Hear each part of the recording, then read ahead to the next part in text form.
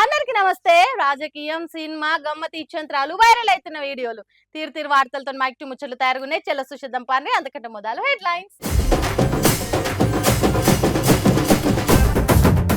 ఎన్టీఆర్ ను పొట్టు పొట్టు పొగిడిన సీఎం. ఆయన పాటో అనుకుంటా కాంగ్రెస్ క్యాడర్ అవుతుంది గరం. అమరావతిలో పెట్టాలనంట జయశంకర్ సార్ విగ్రహం. చంద్రాలకు లెటర్ రాసి చూయించిర్రిట్లా ఆగ్రహం. ఎండకు జేబులనే వేలింది సెల్లు. ఆ రేంజ్ లో ఎండలు దంచుతున్నాయి మరి ఫుల్లు. అసలు మేము కాంగ్రెస్ పార్టీలోనే ఉన్నామా? మా సీఎం హ్యాండ్ పార్టీ క్యాండిడేటే కదా. మేము 3 రంగుల జెండా కన్వా వేసుకునే కదా తిరుగుతున్నాం. మాకు రాహుల్ గాంధీ సారే కదా పెద్ద సారు. ఇగో గిసంటి డౌట్లు అన్ని పుట్ల కొద్ది పుట్టుకొస్తున్నాయి అట తెలంగాణ కాంగ్రెస్ క్యాడర్ కు.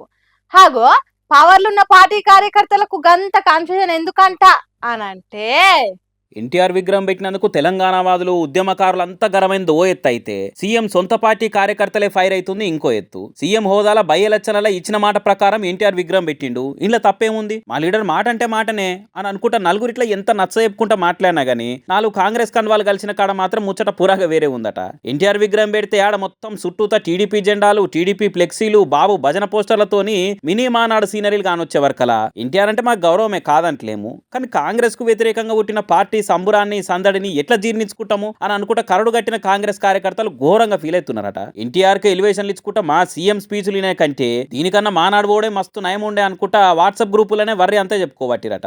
ఇక ఇది చాలినట్టు మీదికెళ్ళి ఇందిరమ్మ ఇళ్ళ ఆలోచన ఎన్టీఆర్దే అనబట్టే. ఆయన ఎన్టీఆర్ మొదలు పెట్టిన పక్కా ఇళ్ల పథకమే ఇలా ఇందిరమ్మ ఇళ్ల పథకం అని నేను గర్వంగా చెప్తున్నా అనుకుంటా ఆయన పాత పసుపు పార్టీ పెబ్బనే యాద్ చేసుకుంటా ఓపెన్ గానే మాట్లాడబట్టి, ఇందిరమ్మ మాకు ఎంత ముఖ్యమో ఎన్టీఆర్ కూడా అంతే ముఖ్యం. ఇందిరమ్మ ఒక తరం అయితే ఎన్టీఆర్ ఒక శకం. ఏందిది మాకేందిది అని అనుకుంటా మస్తు నారాజులు ఉన్నారట హస్తం పార్టీని హార్డుగా నమ్ముకున్న కార్యకర్తలు. ఆనాడు ఎన్టీఆర్ గారు మొదలుపెట్టిన పక్కా ఇళ్ల పథకమే ఈనాడు ఇందిరమ్మ ఇళ్ల పథకం అని నేను ఈ రోజు గర్వంగా చెప్పదలుచుకున్నా.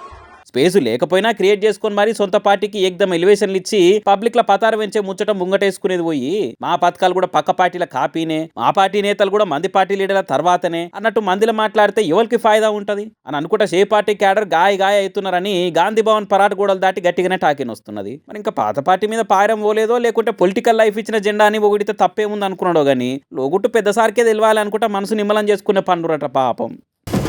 పెద్ద పెద్ద చదువులు చదివినా కొలువులు దొరుకుతలేవని కొత్తగా చదువులు అయిపోయిన వాళ్ళు రంది పడుతుంటారు. పెద్ద పెద్ద జీతాలుండి కొలువులు చేస్తున్న వాళ్ళేమో వాటికి రాజీనామా చేసి ఊర్లోకి వచ్చి వ్యవసాయం చేస్తుంటారు. వాళ్ళకట్లా వీళ్ళకిట్లా ఎందుకు అనిపిస్తుందో ఏమో. కొంతమంది కొలువు లేని వాళ్ళకు, కొందరు కొలువు చేసేటోళ్లకు పొంతనే ఉండకుండా అవుతున్నది. సరే ఆ ముచ్చట పక్కన పెడితే, ఇగో ఇక్కడ కొంతమంది పిల్లలు ఓ కుత్తు పైన చేసిండ్రు. అందరి మనసు వాళ్ళదికి గుంజు తట్టి చేస్తున్నారు. అదేందో ఒకసారి చూడండి. వారెవ్వా అదిరిందయ్యా చంద్రం అన్నట్టు పాత కార్ల కొత్త ట్రెండ్ ఒకటి మొదలు పెట్టిరు కదా. ఎక్కడికంటే అక్కడ తిరుగుకుంటా నోట్ల ఊరిలూరే తట్టు ఉండే వంటలు వండుకుంటా పిచ్చెక్కిస్తున్నారట గిగ్గుంటూరు పిల్లలు. పెద్ద పెద్ద చదువులు చదివి కొలువుల కోసం ఆరాటపడి అష్ట కష్టాలు పడి కొలువు తెచ్చుకొని కొన్ని రోజులకు ఆ నౌకరి మీద నారాజై దానికి రాజీనామా చేసి మళ్ళీ గిసొంటి పనే చేయవలసి వస్తుంది అనుకున్నారో, లేకుంటే మోడీ సార్ చెప్పినట్టు బజ్జీలు బోండాలు పెట్టుకున్నాడు కూడా నౌకరే అనుకున్నారో తెలియదు కానీ ఈసొంటి సెటప్ చేసిరు మంచిగా. ఇక అందరి తిరిగా కాకుండా ఆయిల్ అంటే చికెన్ అనేది తయారు చేసి అందరు అడుగులు ఈ కారు దిక్కు పడేటట్టు చేస్తున్నారు. బొగ్గుల పొయ్యి మీద కోడి కండలు కమ్మగా వాసన వచ్చేటట్టు కాలుస్తున్నారట. ఆయిల్ చికెన్ స్నాక్స్ అనుకుంటా కాలుస్తుంటే కొనకుంటూ ఉండలేకపోతున్నారట గుంటూరు పబ్లిక్. ఎక్కడ మంది ఎక్కువ ఉంటే అక్కడ కారాపి నోట్ల నీళ్ళూరేతట్టు చేసి గిరాకి పెంచుకుంటారట. మంచిగున్నది కాదు ఈ లెక్కమతు. మరి అంతే కదా, ఉపాయం ఉన్నోడు ఉపాసం పండడం అన్నట్టు ఎంత పెద్ద చదువులు చదివినా కొలువులు లేకుంటే వాళ్ళని వీళ్ళని తిట్టకుంటా నిందలు మోపకుంటా కొత్తగా ఆలోచన చేసిరు. ఆయిల్ లేని చికెన్ కాల్చి అమ్మి గిరాకి పెంచుకున్నాడే కాదు, ఈ చికెన్ కొన్నోళ్ళు తిన్నోళ్ళు ఆరోగ్యాలు మంచిగా ఉండాలనే 10 మంది బాగోరి చేస్తున్న వ్యాపారం అంటే ఇది. గుంటూరులో ఇప్పుడు ఇదో కొత్త ట్రెండ్ తీరుగా తయారైందట. ఆయిల్ చికెన్ ఎక్కడున్నా కొనుక్కోవాలనే తట్టు జనానికి అలవాటే చేసిరట. అబ్బా ఎంత మంచిగా ఉందో ఈ ఉపాయం అనుకుంటా అందరు ఇట్లనే చేస్తే కొనేటోళ్ళు లేకుండా అవుతుంది. కాబట్టి ఏదైనా కొత్తగా ఆలోచన చేయండి, వీళ్ళ తీరుగా అన్ని ఉచిత సలహాలు ఇస్తున్నారు ఈ గుంటూరు పిల్లగాల ట్రెండ్ చూసిన వాళ్ళు. సలపుట సట పోయి మేటి చెప్పిన పని తోటోళ్ళతో కలిసి చేసి 10-11 గంటల వరకు ఇంటికి చేరుకోవాలి. లేకుంటే ఎండ దెబ్బ దాకి కాకి లెక్క మాడిపోవుడు ఖాయం. అందుకే పొద్దుగాల ఉపాధి హామీ కూలీలు ఆపచ్చన కొద్ది దప్ప అడుగులు వేస్తారు.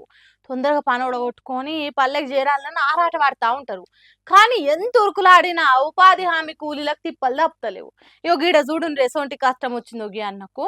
అయ్యయ్యయ్యో పగోనికి కూడా నీకు వచ్చిన కష్టం రావద్దే అన్న. 10 మంది నవ్వుతుంటే కూడా పాపిడ తీరుగా వేరేటోళ్ళ ఇంటికెళ్ళి నెత్తి మీద వాడుచుకున్నావు అంటే నీ ఓపికకు మొక్కాలనే అన్న. ఉపాధి హామీ పనికి పోయినోళ్ళ హాజరీ కోసం ఖచ్చితంగా ఫోటోలు దిగాల్సిందే అనే ముచ్చట అందరికి ఎరుకున్నదే. కొన్ని దిక్కులల్లా ముఖానికి చిక్కగా పౌడర్ రుద్దుకొని ఫోటో దిగితే గాని గుర్తుపట్టలేదా యాప్.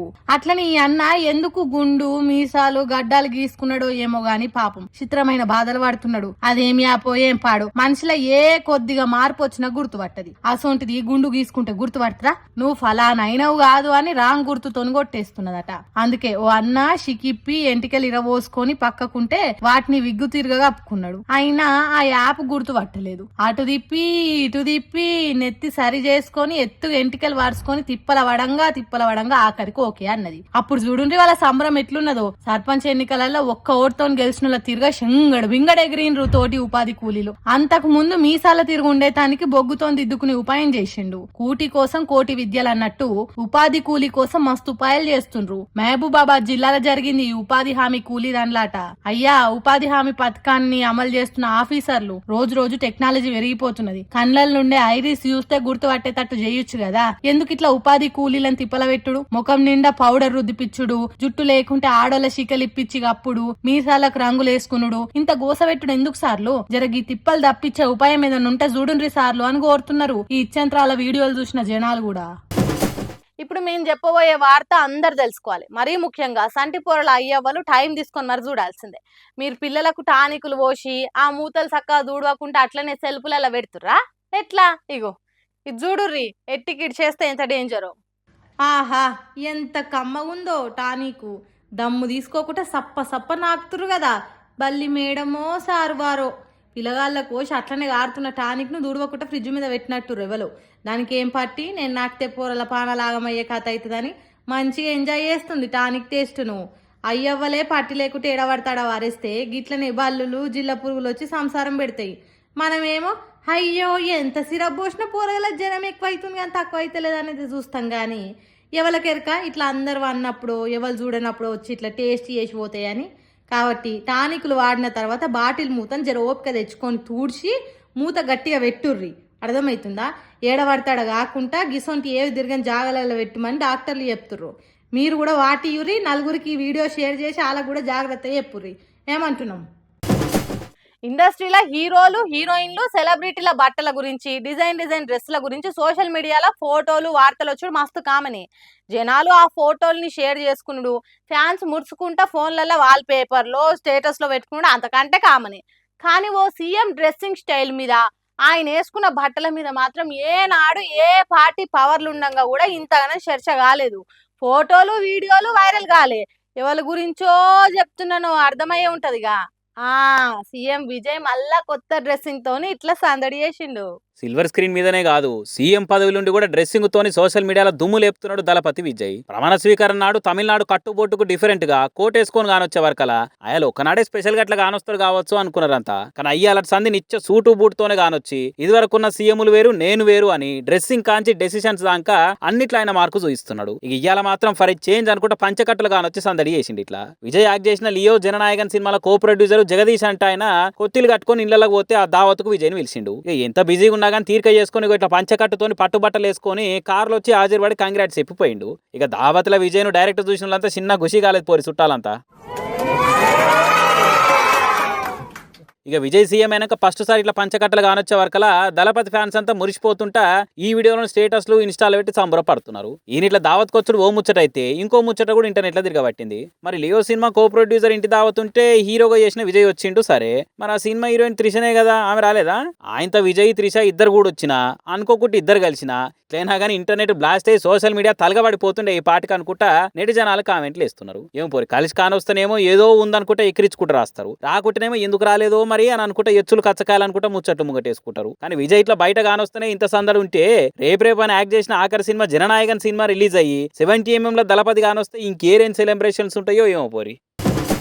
ఎవరితోనైనా పెట్టుకోవచ్చు కానీ తాయినోతో మాత్రం పెట్టుకోలేమబ్బా. వాడు ఎడ్డమంటాడు, తెడ్డమంటాడు. ఒకవేళ మన గాసారం మంచిగా లేక వాడే మన జోలికి వస్తే ఆ తాగుబోతు జోలికి ఎందుకు పోయినాం రా అని అంటారు.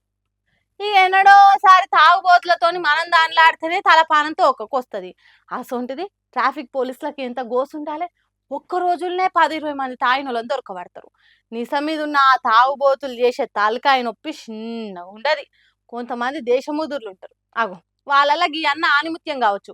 ఎంత తిప్పల పెట్టిండో చూడండి పోలీసులను. అన్నా నువ్వెవలో గాని తగ్గేదే లేదన్నా. తాగినమా ఊగినమా బండెక్కి బజార్ మీద బయ్య నడుపుకుంటూ పోయినమా అగో అదే చూడాలి, ఎంజాయ్ చేయాలి. ఎక్కడైనా యాక్సిడెంట్ అయితే ఇంట్లోకి ఏమైనా పర్వాలేదు, పెళ్ళాం పిల్లలు ఆగమైనా దిక్కులేనోళ్ళైనా పట్టించుకోవద్దు. అంతేగాని అనుకున్నంత తాగాలి. ఎవరైనా అడ్డం వస్తే పోలీసులు దొరకబడితే ఒక గిట్లనే దబాయించాలి. వెరీ గుడ్ అన్న. ఫుల్లుగా తాగాలి, పోలీసులతో పొల్లు లొల్లి పెట్టుకోవాలి.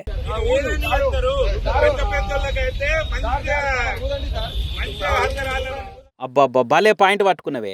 పెద్దోళ్ళని పట్టుకోరు మమ్మల్నే పట్టుకుంటారా అని మంచిగా అడిగినావు గానీ పెద్దోళ్ళు తాగి బండ్లు కార్లు నడిపి యాక్సిడెంట్ చేసుకుంటే వాళ్ళకి ఏం కాదు. కడమోలు కొన్ని రోజులు ఏడిచి తర్వాత మంచినే బతారు. కానీ మన సొంటోళ్ళు అట్లా చేస్తే నడుస్తుందా అని కుటుంబం మొత్తం ఆగమవుతుంది. పెండ్లాం పిల్లలు దిక్కులేని వాళ్ళు అవుతారు. అయినా పెద్దోళ్ళని పట్టుకుంటేంది పట్టుకోకుంటేందే. నువ్వు ఇట్లా వాదిస్తుంటే పోలీసు వాళ్ళకు ఉండే ఉపాయం వాళ్ళకు ఉంటది. మాట్లాడుతుంటేనే మూతి ముంగట బ్రీత్ పెట్టి తాగింది ఎంతో రీడింగ్ చూసిండ్రు. నేను తాగినా అవసరమైతే ఫైన్ కడతా, జైలుకు పోతా, మీకేంది అన్నట్టు పోలీసులను బెదిరిస్తున్నాడు. తాగితే ఎక్కడి నుంచి వస్తుందో ధైర్యం గానీ కొద్ది కూడా బెదిరుతలేడు మనోడు. ఇంతెగిరినా తాగింది దిగేదాకనే అనేది పోలీసులకు తెలుసు. అందుకే ఓపిక బట్టి రీడింగ్ చూసి ఫైన్ వేసి బండి సీజ్ చేసిరట. కరీంనగర్ లో ఉన్న తెలంగాణ చౌక్ కాడ డ్రంక్ అండ్ డ్రైవ్ చేసిన పోలీసులను గీతిగా తిప్పల పెట్టిండు ఓ తాగుపోతన్న. అయినా తాగుతే ఎవరు వద్దన్నారు గానీ ఎటు పోకుండా తట్టు చూసుకొని తాగాలి. అంతేగాని పుల్లుగా తాగినాక రోడ్ ఎక్కొద్దు కదా. డ్రంక్ అండ్ డ్రైవ్ చేసేదే తాగి బండ్లు నడిపి ఆగం చేయొద్దని. ఒకవేళ యాక్సిడెంట్ చేస్తే వాళ్ళకు ఒక్కలకే నష్టం కాదు, మంది పానాలు కూడా తీస్తారు. అయ్యా వద్దురా బాబు వద్దురా అంటే ఎవడింటాడు? తాగుతారు, పోలీసు వాళ్ళకి దొరికి ఇట్లా లొల్లి చేస్తూనే ఉంటారు.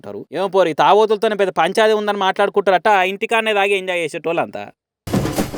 నిన్న మొన్నటి సంధి విగ్రహాల పంచాయతీతోని ఆగ్రహాలు చూయిస్తున్నారు కదా అంతటా. రోషయ్య విగ్రహం అంటిరి, వెనకశిరి ఎస్పీ బాలు విగ్రహం అన్నారు, ఎంబటే ఎన్టీఆర్ బొమ్మ అంటిరి. ఇగో ఇట్లా వ్యతిరేకిస్తున్నా గానీ అతి గౌరవాలతోని హైదరాబాద్ లో విగ్రహాలు పెడుతుండే వరకల్లా ఏపీ సీఎంకి ఇగో గిట్లా కొత్త విగ్రహం డిమాండ్ పెట్టి చంద్రాల్ సారుకు చక్కెర వచ్చినంత పనిచేసిరిల్లు. ఇది ఇప్పుడు చెప్పురి చంద్రాల్ సారు, తెలుగోళ్ళమంతా ఒకటే కదా, ఒకరినొకరు గౌరవించుకోవాలి కదా. రెండు కళ్ళు కొబ్బరి చిప్పలు అనుకుంటా మాట్లాడతారు కదా. ఏది లెటర్ కు జవాబు ఇరు చూద్దాము. అసలు ముచ్చట ఏందంటే ఆంధ్రప్రదేశ్ రాజధాని అమరావతిలో తెలంగాణ సిద్ధాంతకర్త ప్రొఫెసర్ జయశంకర్ సార్ విగ్రహం పెట్టాలనుకుంటా Telangana young thinkers forum కేలి AP CM చంద్రబాబుకి లెటర్ రాసిరు. ఇట్లా విగ్రహానికి సర్కార్ తరపున మీరే అమరావతి పరిధిలో మంచి సరిపోని జాగా చూసి పెట్టురు అనుకుంటా డిమాండ్ చేసిరు. తెలంగాణ రాజధాని హైదరాబాద్ లో ఆంధ్రుల విగ్రహాలు వరుస పెట్టి ఓదానని కోటి పెడుతున్నారు కదా. మరి మా రాష్ట్రంలో గొప్పోళ్ళయ్యి మా తెలంగాణ కోసం మలిదశ ఉద్యమానికి ఊపు తెచ్చి ఇలా ఎవరి రాష్ట్రం వాళ్ళకై ఎవరి పాలన నిమ్మలంగా చేసుకునేటందుకు కారణమైన వాళ్ళే కూడా మీ రాష్ట్రంలో పెట్టాలి కదా. ఇట్లా ఒకరి చరిత్రను ఒకరి గొప్పతనాన్ని ఇంకొకరు గౌరవించుకోవాలనుకొని మీరు కూడా జాగిస్తే మంచిగుంటది. ఎంత ఏర్పడ్డా గానీ ఒకటే భాషనేనాయే. తెల్లాలేస్తే ఒకరి రాష్ట్రాలకు ఒకరు వచ్చిపోతుట్టుమేనాయే. కాబట్టి వచ్చే తరాలకు కూడా ఆయన గొప్పతనాన్ని చెప్పినట్టు ఉంటది. మన తెలుగు రాష్ట్రాల దోస్తాను పరస్పర గౌరవం కూడా చూపించినట్టు ఉంటది. అందుకే మీరు ఆలస్యం చేయకుండా పచ్చపెన్తో సంతకం చెక్కే తీరు పాజిటివ్ గా స్పందించి పనితనం చూపిస్తారని జల్దీనే జాగిప్పిస్తారని మేమంతా ఆశిస్తున్నాం అనుకుంటా పాయింట్ టు పాయింట్ రాసుకొచ్చి పంపించారు. ఇట్లా ఇక ఈ లెటర్ సీఎం ఆఫీస్ లో సీరియస్ గా ఎంతమంది చూసిరో తెలియదు కానీ ఇంటర్నెట్ లో మాత్రం ఇరుగా మరగా తిరుగుతుంటా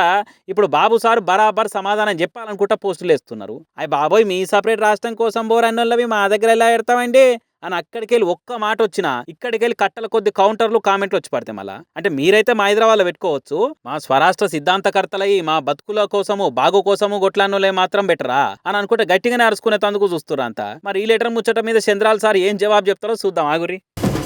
వడదెబ్బ దాకి ఒక్క వారం రోజులలోనే 250 మంది జీవిడిచిండ్రట. అంటే ఏ తిరగా దంచి కొడుతున్నాయో చూడండి ఎండలు. ఈ ఎండలు మనుషుల జీవరాశులనే కాదు ఎలక్ట్రానిక్ వస్తువులకు కూడా ఆగం చేస్తున్నాయి. వడదెబ్బ దాకి ఒగ్గి సెల్ ఫోన్ ఏ తిరగ వెళ్ళిపోయిందో చూడండి. వామ్మో జర్రైతే పానాలు పోతుండే కదా. జేబులో పెట్టుకున్న పోను బాంబు వెళ్ళినట్టే వెళ్ళి 2 ముక్కలు అయింది. తెల్లటంగి మసి పట్టినట్టు అయింది. మస్తు ఘోరం జరిగినట్టే అయింది కదా. ఇట్లా జరిగింది ఏమైంది అనేది ఈ వీడియో తీస్తున్నా అనే చెప్తున్నాడు ఇనుర్రి. మాజీ సర్పంచ్ చంద్రగౌడ్ తన శాంసంగ్ ఫోన్ సడన్ గా జేబులో ఎండ ముదడం వల్ల ఇగో సడన్ గా ఫోన్ గా ఒకటేసారి పేలింది. జేబంతా కాలిపోయింది. అప్పుడే సడన్ గా లోపల చర్మం కూడా కాలింది. పాప మాజీ సర్పంచ్ సాబ్కు పాత బిల్లులను వచ్చినో రాలేదో గానీ జేబులున్న సెల్లు ఎండలకు ఢామ్ అని వెళ్ళిందట. లోపల చర్మం కూడా కాలిందట. ఇంకా నయం ఇంకొద్దిగా గట్టిగా వెళ్తే గుండెల మీద బండరాయి పెట్టి కొట్టినట్టు అయ్యేది. ఆ మాజీ సర్పంచ్ సాబ్ గుండె గట్టిది కావచ్చు, లేకుంటే లేచిన గడియే మంచిది కావచ్చు. అందుకే ఏం కాలేదు. మాజీ సర్పంచ్ సాబ్కు భూమి మీద ఇంకా నూకలు కాదు బాస్మతి బియ్యమే బాకీ ఉన్నాయి కావచ్చు. అందుకే ఇట్లున్నాడు. తెలంగాణలో ఏ మగ్దంపూర్ ఊరో తెలియదు గానీ జరంత గట్టిగా వెళ్తే కథ ఇంకో తిరుగుండేది కావచ్చు. సరే గానీ మాకే ఉన్నది సెల్ అన్నట్టు మందికి కనిపించేటట్టు ఎండకు వేడెక్కేటట్టు ఫోన్లు జేబులలో పెట్టుకొని పోజులు కొట్టకుర్రి. ఎందుకంటే ఎప్పుడు ఏమైతే తెలియదు. గుండెల బాంబేలినట్టే అవుతుంది. జరంత పైలంగా ఉండుర్రి. ఎండకు తప్పకుండా సెల్ ఫోన్ పట్టుకొని పోవాల్సి వస్తున్నది అంటే బట్టలలో చుట్టుకొని పోర్రి. కానీ ఎండ వేడి దాకనియకుర్రి. పేలినాక దండలాడితే ఏం రాదు. అట్లనే చెప్పుడు మర్చిపోయినాం. ఆ ఛార్జింగ్ బండ్లను కూడా ఎండ వేడిలో పెట్టకుర్రి, ఎండలో తిరగకుర్రి. పోతుంటేనే వేలుతున్నాయి అట. జరంత పైలంగా ఉండురా. సుశీరన్లా పట్టుకొచ్చిన ముచ్చట్లు ఎట్లున్నాయి ఇంక ముచ్చట్లతో మళ్ళీ కలుద్దాం. అప్పటిదాకా చూస్తానండి మన మైక్ టీ ముచ్చట్లు.